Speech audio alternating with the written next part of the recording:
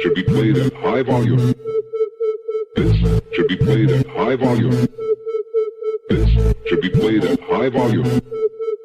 Preferably in a residential area. The following thoughts on Hoppe Hour do not represent Cox Media Group or its sponsoring. Anything you hear may and will be used against you. Thank you. Voted as best local podcast in Tampa Bay by the Creative Loafing. You're listening to Hoppe Hour. What up? What is happening? This is Hoppe Hour. I am your host, Ryan Hoppe, and I'm very pumped about my next guest. You can hear him every morning on 102.5 KZOK in Seattle. Danny Bonaduce is live on Hoppe Hour. What's up, man? How you doing? I got to tell you, man, I don't know if it's just you lucked out at birth, but Hoppe Hour is just great. I wish my name were Hoppe so I could host the Hoppe Hour. Yeah, dude, every day I am glad that my name isn't like Johnson or something. Although then you could host, hey, you're listening to the Big Johnson, and that's not terrible. Yeah, you have a pretty catchy name, too. Are you happy with your name? Because, like, Danny Bonaduce is a name that people will never forget. You know what I mean? Yes, I do. I worked very hard to make that so. Now, how has everything been with the show? Because you've lived a very crazy life, but it seems like now you're at this point in your life where you're very chill and relaxed. That's the vibe I pick up when I listen to you guys via the podcast. Oh, well, that's cool. Compared to what my life used to be, yeah. But, I mean, being on the wrong end of a shooting range would be chilled out compared to the way I used to live my life. But I'm pretty satisfied with the way all things turned out. And, I'm 56 years old. I can roll pretty hard, but I can't roll. I used to just be such a mean person in my body and my brain. I used to do such bad behaviors. So it's nice to just chill out finally. Why do you think you were so mean to your body? Like, why do you think you were going so hard with drugs? Were you just, like, appreciating life and being a celebrity, or were you overcompensating for something? I got to go with I was doing drugs because they were fun, and then I kept doing them until they weren't fun anymore. And after that, it wasn't really in my control, and I didn't stop doing them until people started divorcing me and people started arresting me. So and then I just said, I think I eventually have to get this together. Well, you said divorcing and arrest, so that means there's multiple. So that means there's a lot of times that you would screw up, but then you would keep going back to doing drugs. So what was the one point in your life where you're like, I have to get it together? You know what? To be honest with you, it was no point in my little drug-taking career where you say it 100 times. You wake up and you got a bloody nose, you owe somebody $600 and you have no way of paying it. You got a black eye and you don't remember how you got it. You think anytime you wake up in a holding cell, oh man, I have to get it together. But I never did it over drugs. I did it over booze. Booze, it's weird that you can just go to the corner and get it, because I think it wreaks way more havoc with the body and soul than any drug I ever took. And by the way, I only rolled real hard with hard drugs for about 3 or 4 years. I drank for 3 decades easily. And for the last 20 years of my drinking career, I always said, almost every day, 3 times a week at least, I got to quit this. And then I eventually did. I've been sober about 5 years now. Not that great for trying for the last 25, but at least I seem to have it under control now. What was it that drew you into drinking? Was it fun? Were you unhappy about something? What happened where you became the alcoholic that you used to be? Well, according to the experts, first of all, I'll just quote Alcoholics Anonymous. You're always going to be an alcoholic. It's not I'm an ex-alcoholic. I'm just an alcoholic who doesn't drink. But, it would be hard for me to say, what did you drink over? Because I would say I didn't. Sometimes I would feel bad and wake up in the morning and go, man, I need a drink to feel better. But I never thought, it sucks to be me. I should drink, although there was 15 years easily where I thought, hey, this sucks to be me. I didn't work one day. Well, that's not true. I worked 15 days out of 15 years. So one day a year I had a job in show business. So I just drank to drink, and then eventually it became kind of a thing where I couldn't stop doing it. It was part of my being.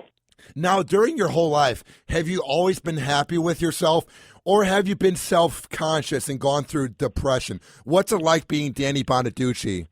Well, I think I'm self-conscious like anybody else is self-conscious. I'm 5'6", and every now and again I don't listen. I was at Rite Aid Pharmacy the other day with this girl, Sarah, who is on my show. She has the news on my show. And I never thought of her as any taller than I am. She doesn't seem to be taller than I am. But I was reaching for, believe it or not, a six-pack of beer for my wife. I believe that's what it was. And I couldn't reach it. So damn. And I turned away. And Sarah goes, I'll get it. And reached up. I didn't love that moment where the news girl reaches the beer on the top shelf for me. But, I was self-conscious that people looked at me as a has-been because I used to be a big star on the Partridge Family. But I think all of that's normal. I don't think anything is special about that kind of self-consciousness. I think it's easily appreciated. I think anybody would be self-conscious about those things. Now, how did you get your foot in the door on the Partridge Family? Did you try out? Were there people that saw you act? How did you get your foot in the door on that legendary show? All of the above. There were people who saw me act. My first national show was, I think it was Bewitched in 1967. I was 6 years old, I think, maybe 7 years old. I had done some other things, but then I went into audition for the Partridge Family, and there were 400 other kids, and I don't really know what it is. I have my theories, but, I'm a grown man now. I can be flattering myself, so I think I know what it was about me, but there's something I did on that interview and on the 3 subsequent interviews where I kept coming back in and reading the same lines over and over, and on the last interview, I got the job. What's it like when you get the job? Because when I got hired here at 102.5 The Bone, I'm 22 years old, and I want to go into radio, so it seemed very surreal. But for a kid, what's it like when you find out that you're going to be on the biggest sitcom, Like, how weird is that? Nobody knew we were going to be on the biggest sitcom, and to be honest with you, I think the adults might have gone, hey, this is going to be huge, this is life-altering, things will never be the same. If I knew during the first episode that I'd be sitting here discussing it with you 45 years later, first of all, I wouldn't have believed it, but I didn't really have an idea of how big of a deal it was going to be, how special it was going to be. So I just did the job. Here's one thing, I knew it meant a motorbike. My mom told me if you get this job, you can get yourself a motorbike, and that was more than a 10-year-old boy could ask for. Were your parents very hard on you because they didn't want you to get a big head, or would they let you splurge with the money sometimes? Well, my dad was hard on me because my dad was just a hard man.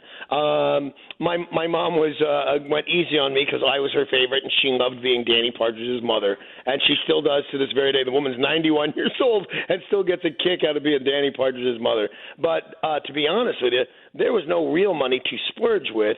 I made $400 a week on the Partridge Family, and only for 26 weeks a year. So there was no real money to go, hey, well, I'm gonna buy a house. Nobody had house money. Nobody had even a new car money by today's standards. You just had change. I mean, it wasn't nothing. But when I turned 18, and we put every penny away for me, when I turned 18, I had $72,000 and no career, and as far as I could tell, no future.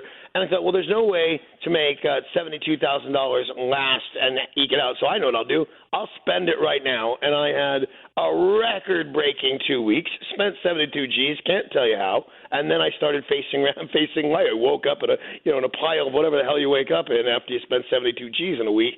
And then I just started I continued to go out on interviews, but I wasn't nearly as cute as I used to be. It was hard to get jobs. I got a couple episodes of Chips and things like that. And then, I fell on real hard times, and I moved in with my mother at close to 30 years old in Philadelphia. And I was in a mall shopping, and some guy recognized me and said, hey, man, you're Danny Partridge, right? And I said, well, I'm Bonaduce, but whatever, I don't care. He said, I host this radio show at Eagle 106 in Philadelphia. Please be on tomorrow. And I went, yeah, okay. And I was on, and he had me back on a couple more times. And about the third time I was on, the general manager of the radio station, this is a huge radio station in market number 5, this huge, so the general manager is standing outside the door when I came out of the room, and he goes, you're just great. I'd like you to stay. And I went, yeah, okay, and I've been in radio ever since.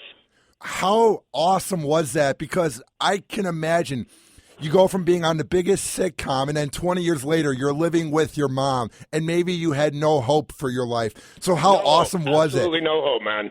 So how awesome was it when you found out that you had a second chance at life of getting a new job? Here's the thing. We were talking about we were talking about, did you know the Partridge Family was going to be a big deal, and how did that affect you? And I said I didn't know. I knew the radio was going to be a big deal because I had done the exact same thing I had done on that radio station on 50 other radio stations, and I was starting to get the feeling, hey, man, I'm kind of good at this.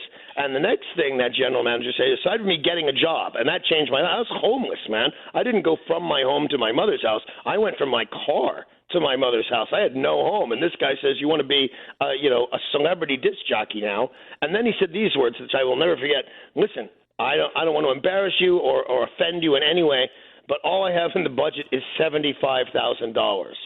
And I went, this guy has no idea. I've never seen $75,000 in my whole life. I didn't make $75,000 on the Partridge Family.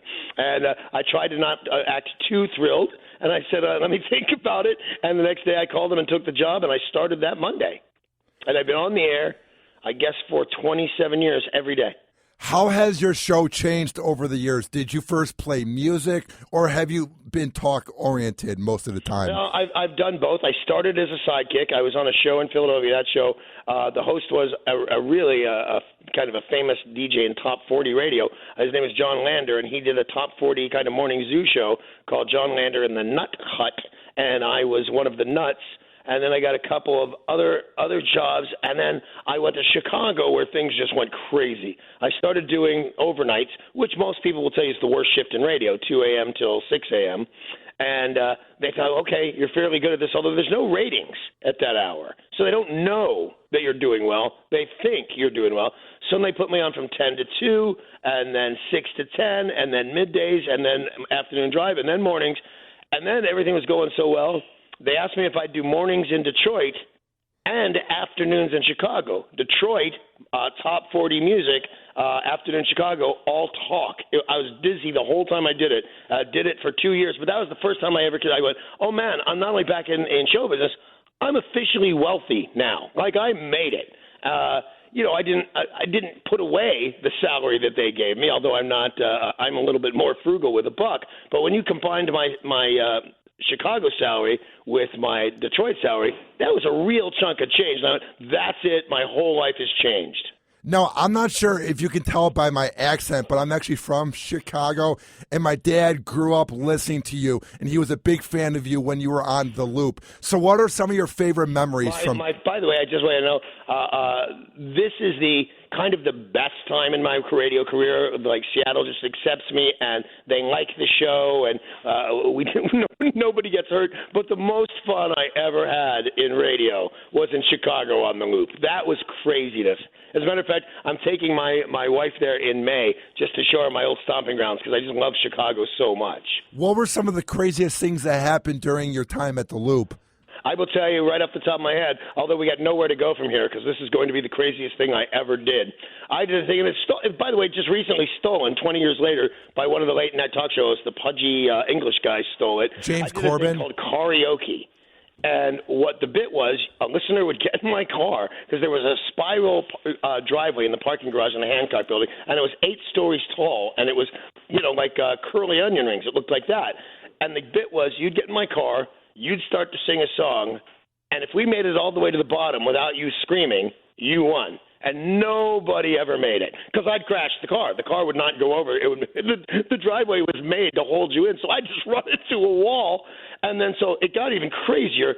The big morning disc jockey there, Jonathan Brandmeier, he said he could do it, that he could make it all the way down without screaming. And I said, no, you can't, John. He said, I can. I'll bet you $10.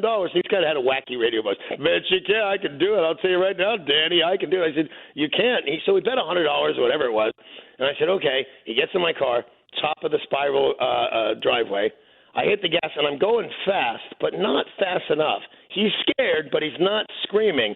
And we go all the way down all 8 stories, and he thinks, I've made it, ha, ha, ha. And as we get to the bottom, and I'm flooring it, this lady is walking across the driveway with a baby stroller, which I hit, and send the baby stroller front, and she starts screaming, and she's going, my baby, my baby. And Brandmeier's going, oh, my God, we killed the baby. And I went, I win. And it was my wife at the time with a doll in the stroller. That was my craziest time in Chicago. I think there's more, but that was the most fun.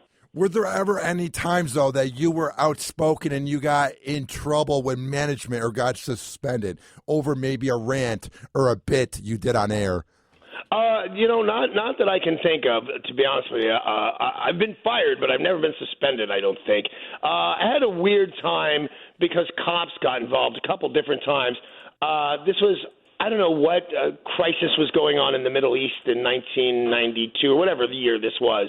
But I said something, and an Iranian guy called me up and started yelling at me, and he said, well, I'm just going to kill you. And I said, you don't have the guts. And this went on back and forth. And I thought, this is really good radio. This guy's threatening to shoot me from a roof of another building. And he's being pretty specific about where he's going to be and when he's going to shoot me. And I said, you don't have the guts. I'll tell you what, man. I'll put a $50 bill in my front pocket. I'll go out the door in 5 minutes exactly. And if you shoot me, you just come up and get the $50 out of my pocket. But if you don't, you're the punk I always thought you were. And I went outside and they did it, and he didn't show, but the cops went crazy. And my bosses didn't love that one. How often have you had to deal with crazy fans? Because you're a very outspoken and honest guy on air, and I feel like that would draw a lot of anger from listeners that take it too seriously. You know what? It's funny because you'd think that more. I've had my share of people that don't like me, and I've had my share of people who like me too much. I had a woman who I couldn't figure out what was happening, and I called the police, and they couldn't figure out what was happening, but they knew it was something. They called the FBI, and there had been a woman living in my garage for the last 2 weeks. I thought that was weird, and she was crazy. So then I thought it'd be fun to interview her, and she said I was holding her captive in a dog kennel. Well, that's weird. That doesn't make me look good. So you know what? A lot of people, nobody doesn't like me enough to do anything real bad about it. Most people think I mean no harm. Sometimes you say, I did a bit in Chicago that I happened to this day, maybe the funniest bit I ever did.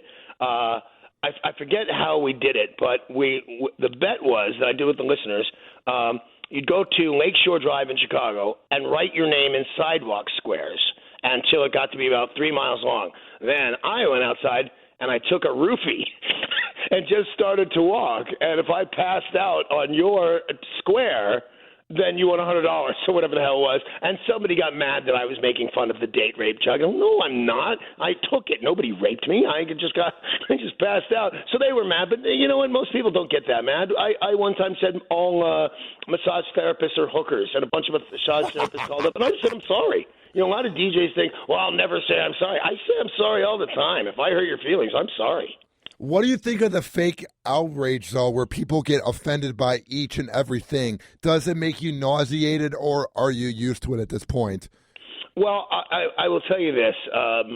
If I think it's going to hurt my feelings, my wife is my barometer on this stuff. Like the social media, the internet, the fact that you can there's no way to tell who's saying what. You don't have to be brave to go out and say this stuff, the anonymity on there.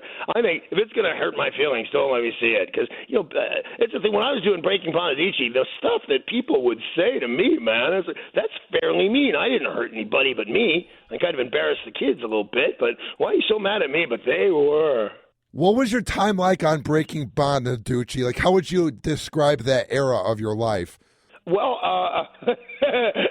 I'm not completely clear on it, to be honest with you. But it was a rough time. It wasn't supposed to be a rough time when you get your own reality show, which is what I asked for, which is what I wrote. It was supposed to be a great time. And then I started thinking almost immediately, you know what? They'll like me better drunk. They'll like me better crazy. And the next thing I know, I was so drunk and so crazy, I don't even remember what happened. So it was a pretty ugly time in my life. Were you upset that it was just on for 18 episodes, or were you glad that it was over with because you were going down a drinking path on it? I'm glad that it was over, in the sense that because of what it had become and what I was doing to my system, I was glad it was over. If it was the reality show that they bought and paid for instead of the reality show that I gave them, I'd have been happy to do it for years and years and years and years. I love doing television. It's a lot of fun. It's not as fun as radio where you're your own boss, but it was fun. Is it weird being on TV? Because I'm doing radio right now and I'm slouching in my chair and I feel very comfortable. But when you're on TV, you have to look presentable and great all the time. No, you don't. No, you don't. Really?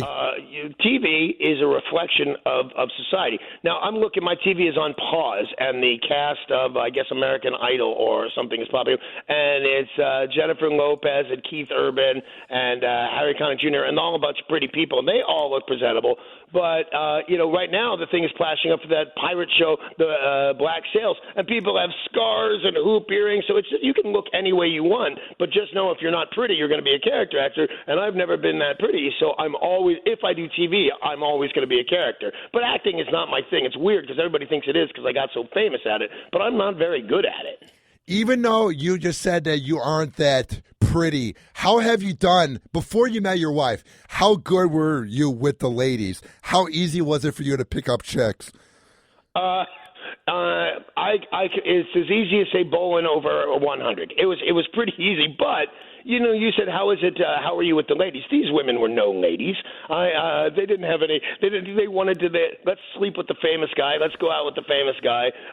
So you get what you pay for, and in a way, I was paying for it just by being in Hollywood and being famous. None of these people really had my best interest at heart. Although I got to say that all of my wives have been nice. I mean, my first wife, we did it just so she could get a green card. Was something she was a friend, if you will, and that's something I could do. But my last wife, I married her, lasted 17 years and 2 lovely children. And now I've been married to my wife, Amy, for 5 years. Been together with her a decade now. But, when I was single, Hollywood's a bad place, and it's like in the 80s, if you had the cocaine, you were king. In all of the time, if you were famous in Hollywood, you were the man. And, in one way or another, I've always been the man, meaning I've been famous since 1970. Sometimes I'm a famous star, and then there's long streaks where I'm a famous has-been. But no matter what it is, at the end of the day, still famous, still a viable thing in Hollywood. Where's the craziest place that you ever hooked up with a girl? Was it just usually in the car or the bedroom? What's the weirdest thing that ever happened with a girl? Well, I'll tell you the weirdest thing that ever happened with a girl, and then I'm going to have to split. The weirdest thing that ever happened with a girl is she turned out not to be a girl. Are you serious? Goddamn weird. Hey, lady, nice cock. That was weird. How did that happen? So she just pulls down the pants and there's a straw? No. She was at a 7-Eleven. She got in my car, and, conversations had transpired, and I pulled forward, and then I looked at her again, and I went, hey, and then a fight broke out. It was all bad. It was not a great night in my life. I've been done my job on the Hoppe Hour. It was really fun, but I got to split and get back to the wife. Sounds good, man. Keep up the good work, and thank you for being on the show. It was my pleasure. Thanks for having me. Bye. And that was the one and the only Danny Bonaduce as he called into Hoppe Hour. Shout out to Ryan Gibbons from the show for setting this interview up. And if you want to hear his show, you can search the Danny Bonaduce Show on iTunes and listen to it live every morning on KZOK. He does a really good job. He's honest, and he's real with the listeners. So I appreciate listening to him when I'm at the gym, and it's been an honor to have him on the show. If you're a fan of this last interview, or you're a fan of Danny, and you want to hear more of my show, it's not hard. Go to your app shop. Go to Google Play or the iPhone. Search up Hoppe Radio, Hoppe Radio, and you can hear all 105 interviews I've done since August. Tweet at me, at Ryan Hoppe Radio. Email me, ryanhopperadio@gmail.com. And guess what my website name is? ryanhopperadio.com. This has been Hoppe Hour. I am your host, Ryan Hoppe, saying peace out. Hoppe Hour. Hoppe Hour.